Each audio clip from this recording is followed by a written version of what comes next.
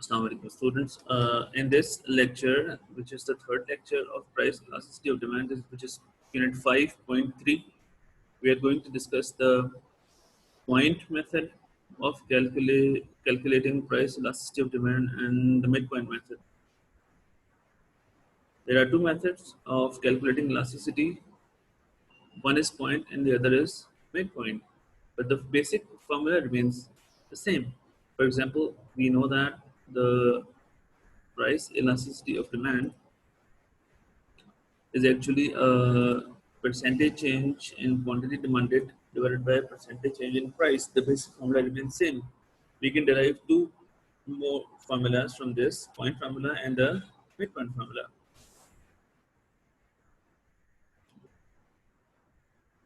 अगर हम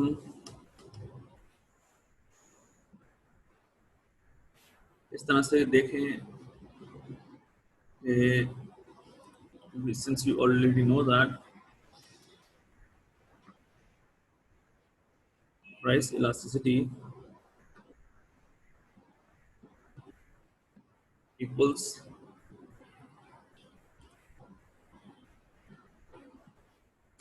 percentage change in quantity demanded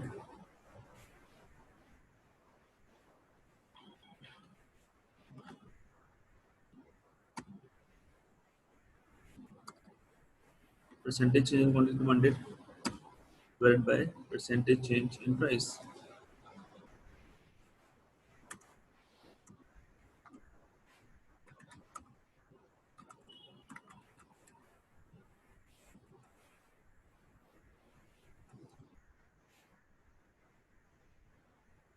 This is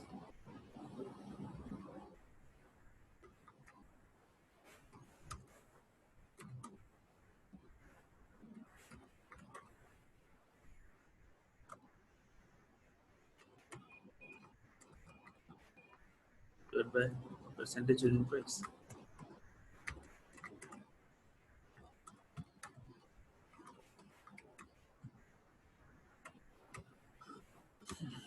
Okay, इसको हम ऐसे भी लिख सकते हैं, price elasticity of demand is actually percentage की जगह हम साइन यूज कर रहे हैं, चेंज की जगह हम डेल्टा यूज कर रहे हैं, एंड क्वांटिटी डिमांडेड को लिख रहे हैं क्यूडी, और फिर अगेन परसेंटेज की जगह हम परसेंटेज का sign and the delta for change in price. So this is how it looks, the formula for price elasticity of demand. और इसको हम देख सकते हैं और से on the screen. Price elasticity of demand is percentage change in quantity demanded, जिसको हमने इस तरह से दिया कि परसेंटेज की जगह हमने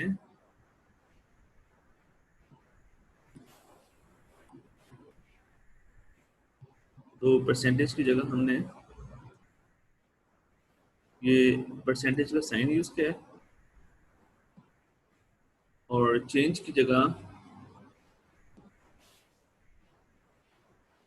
हमने डेल्टा यूज किया है, और क्वांटिटी डिमांडेड को हमने डिनोट किया है QD से. So this is how we transformed this formula, या denote this formula. और परसेंटेज की जगह हमने साइन यूज किया है, चेंज की जगह हमने डेल्टा यूज किया है, QD की जगह हमने फिर अगेन. और यही हाल हमारा है विद द प्राइस, यानी परसेंटेज की जगह हमने परसेंटेज का साइन यूज किया है, और चेंज की जगह हमने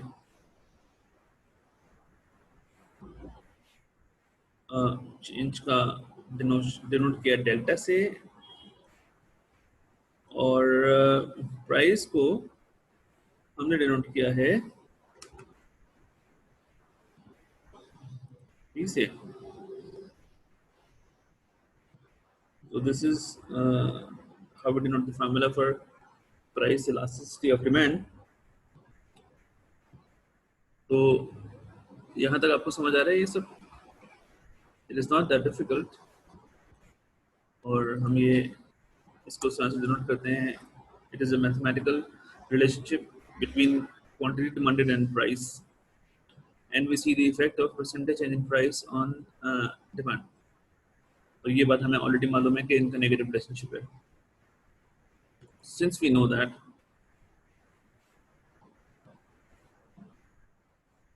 price elasticity of demand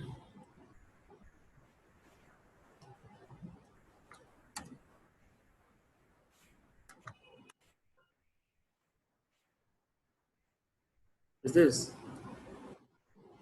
which means it is equal to this. यानी प्राइस इलास्टिसिटी डिमांड को हम ऐसे भी लिख सकते हैं, percentage in quantity demanded divide by percentage in price. अब ये जो परसेंटेज इन क्वांटिटी डिमांडेड है और परसेंटेज इन प्राइस, इसको डिफाइन करने के लिए हम पॉइंट और मिड पॉइंट मेथड यूज करेंगे. तो अगर हम फॉर एग्जांपल यहाँ पर जाते हैं और यहाँ देखते हैं कि what method have we used to calculate the percentage change in quantity demanded using the initial value as base, the following formula is used. तो उन्होंने कहा कि हमें इनिशियल वैल्यू की बेस पर, अगर इनिशियल वैल्यू को हम बेस कंसीडर करते हैं यानी इनिशियल क्वांटिटी को हम बेस कंसीडर करते हैं, तो दिस इज द फॉर्मूला. तो उन्होंने इस तरह से लिखा हुआ है कि percentage change in quantity demanded को हम ऐसे लिख सकते हैं. If you want percentage change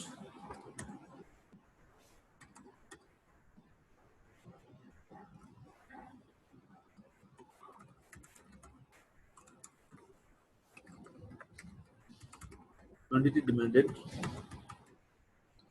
को हम लिख सकते हैं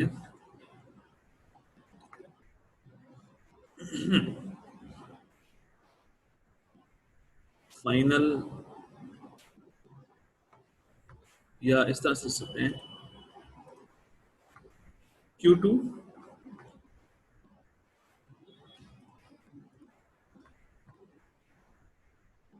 minus Q1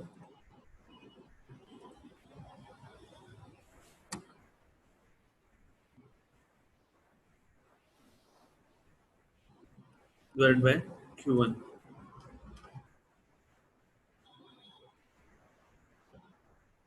तो बेसिकली हमने इस फॉर्मूले में जिसमें हमने percentage change in quantity demanded को डिस्कस किया है, किसको डिस्कस किया हमने? Percentage change in quantity demanded को, यानी इसको हमने इस तरह से लिखा है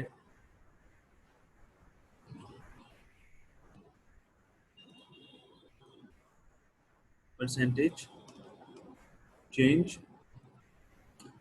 इन क्वांटिटी डिमांडेड. तो बेसिकली हम कर क्या रहे हैं यहाँ पर, अगर हम देखना चाहें तो हम ये कर रहे हैं कि इसको जो न्यूमरेटर है खाली उसको हमने सॉल्व करने की कोशिश की है.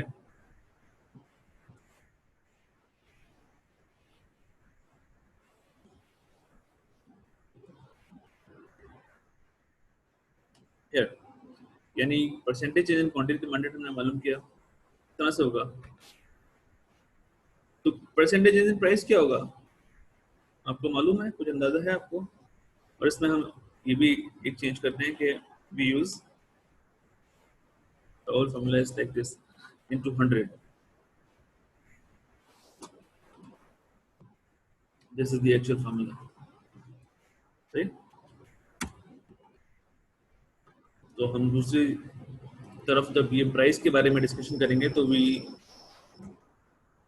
we will write it like this,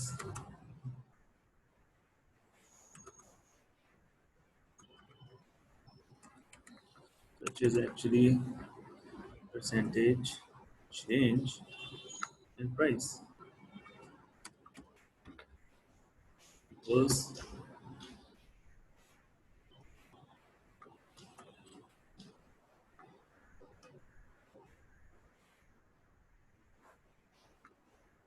P2, this is price 2 minus price 1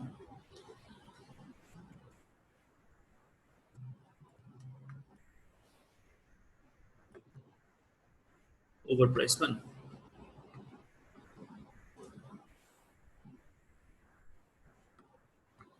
into 100.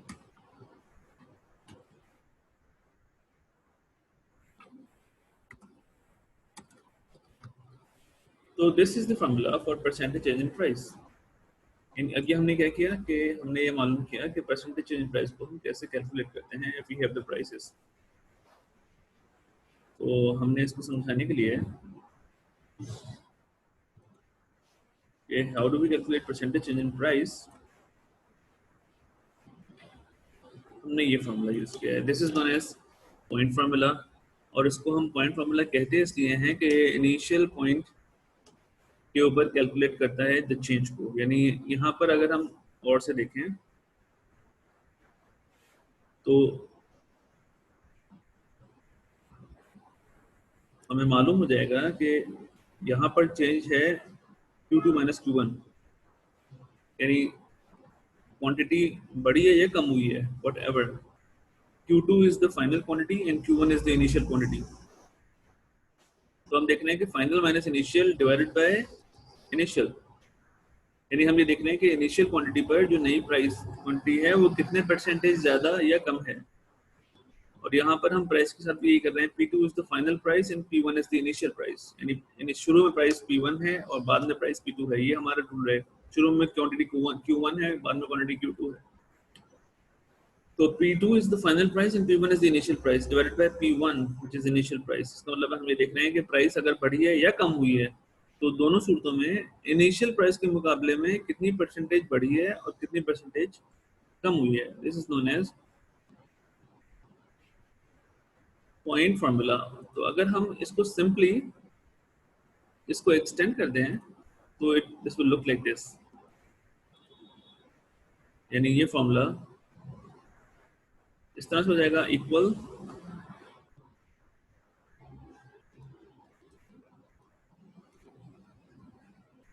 तो हम ये पूरा का पूरा टर्म इधर पेश कर देते हैं और प्राइस की जगह हम पूरा का पूरा टर्म पेश कर देते हैं। तो this is the point formula for price elasticity of demand. यानी सॉरी, ये हमने प्राइस कॉपी नहीं किया, ये हमने गलत कर दिया।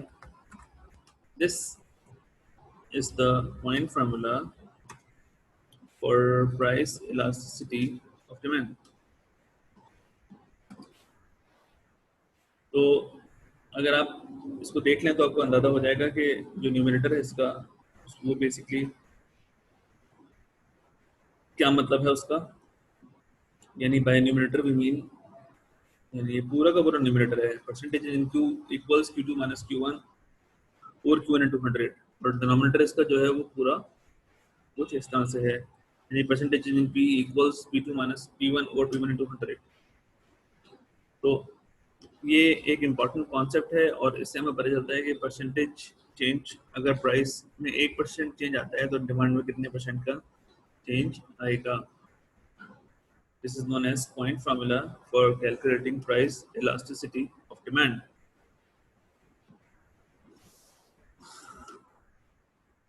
अगर हम इस फॉर्मूले को मिड पॉइंट में कन्वर्ट करना चाहें तो क्या मतलब होगा इसका। मिड पॉइंट का मतलब है कि हम इनिशियल पॉइंट पर कैलकुलेट नहीं कर रहे हैं बल्कि मिडिल पॉइंट पे कैलकुलेट कर रहे हैं। मिडिल पॉइंट क्या होते हैं, average of the two points. यहाँ पर average of the two points क्या होगा।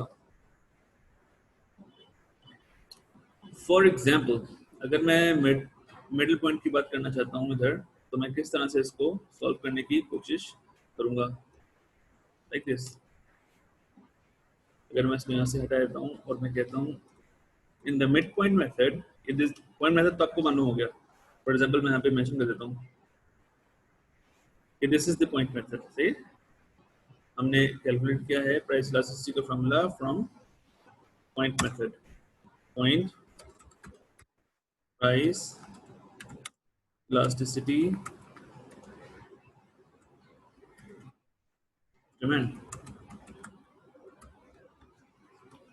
ये हमने आर्गुमेंट क्रिएट किया, हमने इलास्टिसिटी ऑफ डिमांड मालूम की फ्रॉम पॉइंट फार्मूला।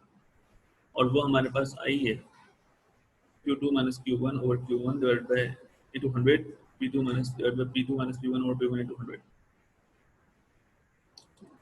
तो ये एक अलग लिमिटर है और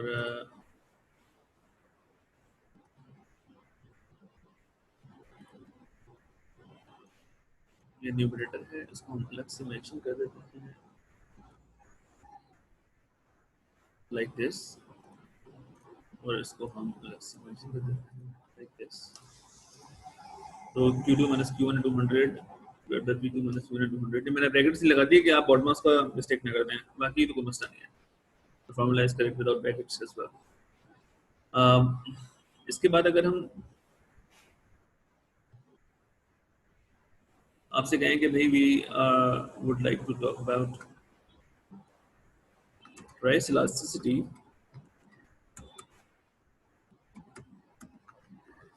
मैं डिलीट कर दूं यहाँ से।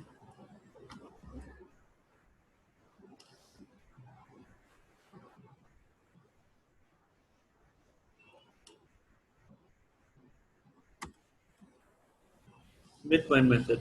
If you want to discuss the midpoint method, how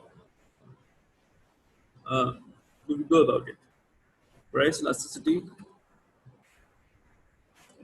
midpoint method.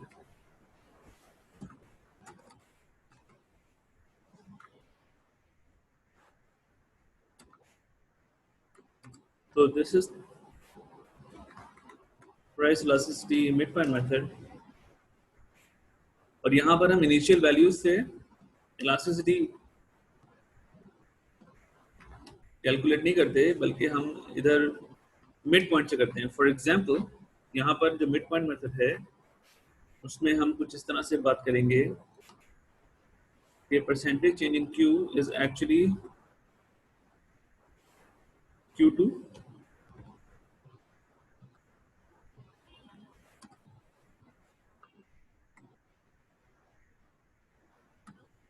minus Q1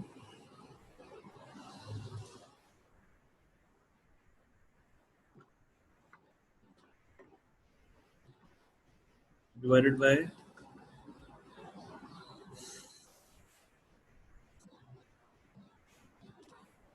Q2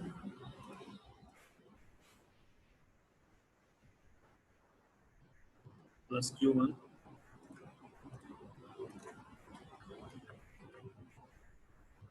over 2 into 100।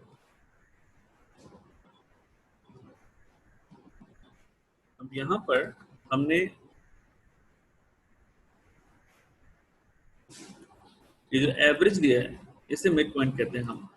इससे पहले वाले सिचुएशन में हमने यहाँ पर सिर्फ Q1 लिया था, जबकि अब यहाँ पर हमने Q1 और Q2 का एवरेज ले लिया। This is the basic difference. और यानी पहले यहाँ पे हमने सिर्फ Q1 लिया था, कुछ याद है आपको? पहले हमने यहाँ पे सिर्फ Q1 लिया था और हमने कहा था कि we will calculate the elasticity with respect to Q1, और अब हमने यहाँ पे क्या ले लिया? Q1 की जगह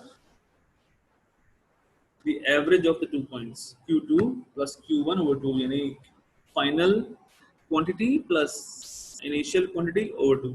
बस ये फर्क है। प्राइस के अंदर भी हम यही करेंगे कि same formula we use for price, और यहाँ पे Q2 Q की जगह प्राइस आ जाएगा। अच्छा,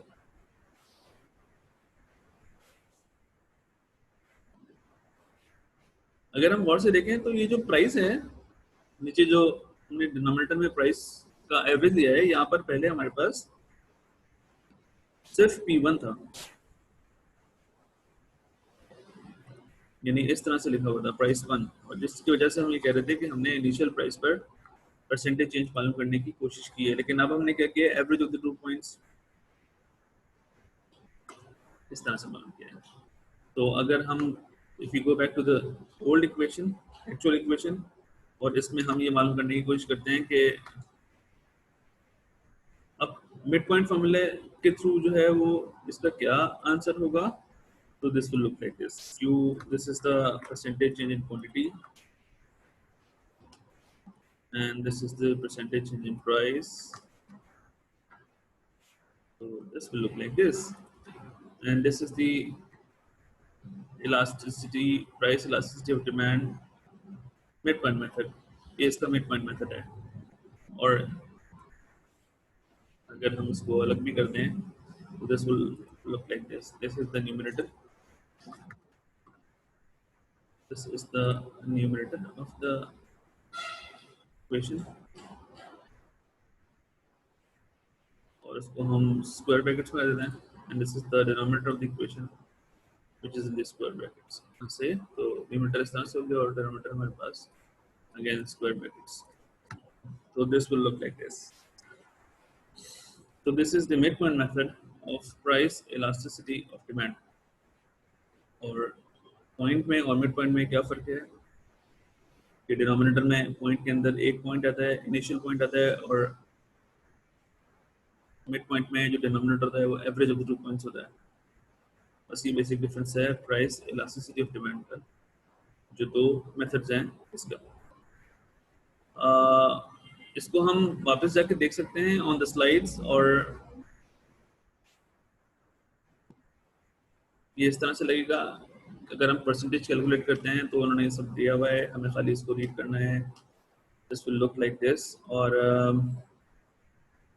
कैलकुलेटिंग द परसेंटेज चेंजेस. तो हम कर क्या रहे हैं, percentage change in quantity demanded change in Q, Q2 minus Q1 है ओवर Q1. सही है. This looks like this. This is the point formula. और फॉर प्राइस हम प्राइस के लिए यही मेथड यूज करते हैं, P2 minus P1 over P1 for price as well. अगर आप और से देखें तो दिस लुक्स लाइक दिस 100. ठीक. और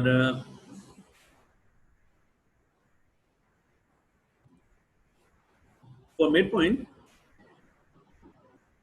हमने यहाँ पर Q2 माइनस Q1 लिया और इसको डिवाइड किया Q2 plus Q1 divide by Q से. तो मिड पॉइंट में हमने क्या किया, मिड पॉइंट में हमने डिनोमिनेटर में एवरेज ले लिया, and that's the formula remains the same.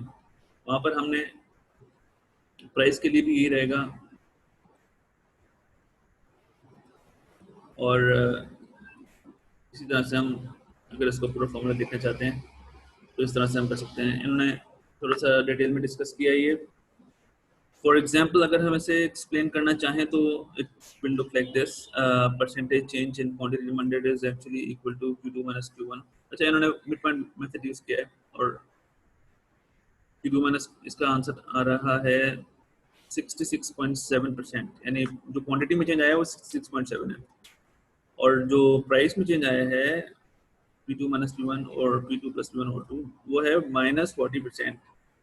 Plus 66.7 और माइनस 40%, यानी इसका मतलब है प्राइस कम हुई है 40% से, उसके नतीजे में डिमांड बढ़ गई है 66.7% से. तो if we summarise this, see percentage in quantity is actually,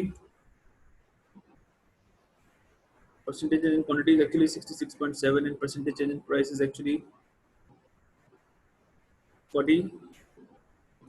66.7 divided by minus 40 is 1.67%. Price elasticity of demand का जो कोफिशिएंट है वो ये आया है. तो बेसिकली EP जो है वो इसको हम कह सकते हैं कि ये जो 1.67 है, this is actually coefficient of price elasticity demand. याद आया? तो इसका आंसर है 1.67.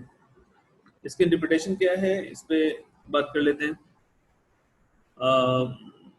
इसके बाद हम इसकी रेंज पे भी जाएंगे, और वो नेक्स्ट टॉपिक है हमारा, तो we will discuss it this all in the next topic.